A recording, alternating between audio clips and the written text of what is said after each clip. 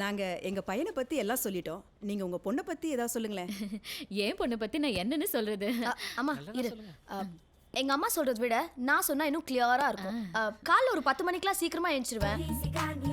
Breakfast ready இருந்தா சாப்பிட்டு கிளம்பிடுவேன். அப்புறம் மார்ட்ல 3 நாள் கம்பல்சரி ஷாப்பிங். சமையல் சுமாரா தான் பண்ணுவேன். எனக்கு என்ன அதுல அவ்வளவா இன்ட்ரெஸ்ட் இல்ல. அதுக்குன்னு சமைக்க மாட்டேன்லாம் இல்ல ஆண்டி. யூடியூப்ல பார்த்தாது வாரத்துல 3 நாள் சமைச்சிடுவேன். 3 நாளா? மீதி 4 நாள் அது ஹோட்டல்ல வாங்கி சாப்பிட்டுக்கலாம் ஆண்டி. கரெக்ட் தானேப்பா? அப்புறம் முக்கியமா உங்க சன் வீக்கெண்ட் ஆனா பார்ட்டி போனா என்னையும் கூட்டிட்டு போகணும். அவ்வளவுதான். என்னங்க இது? பேரு மட்டும் மீனா குமாரின்னு ஓல்டா வச்சுட்டு பொண்ணு இவ்ளோ மாடர்னா இருக்கா? எங்களுக்கு இதெல்லாம் செட் ஆகாதுங்க. செட் ஆகுங்க. ஓப்பனா இருக்கேன்னு தான் உண்மையா பேசிட்டா. போக போக சரியாயிடும் இல்லடி? ஆமா. எப்போ பப்புக்கு போனதுக்கு அப்புறமா? கண்ட இடத்துல டாட்டு குத்திக்கிட்டு. அது டெம்பரரிங்க.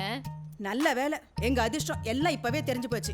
இல்லனா கல்யாணத்துக்கு அப்புறம் எங்களுக்கு ஒரு ரவுண்ட் ஊத்தி கொடுத்து படுக்க ஹலோ வச்சு. ஆண்டி, உங்களுக்கு பிடிக்கலனா நீங்க கிளம்பலாம். சரியா? உங்க பையனுக்கு ஏதோ ஒரு நல்ல ஆர்த்தடாக்ஸ் பொண்ணா கிடைக்கும். போய் கல்யாணம் பண்ணி வைங்க.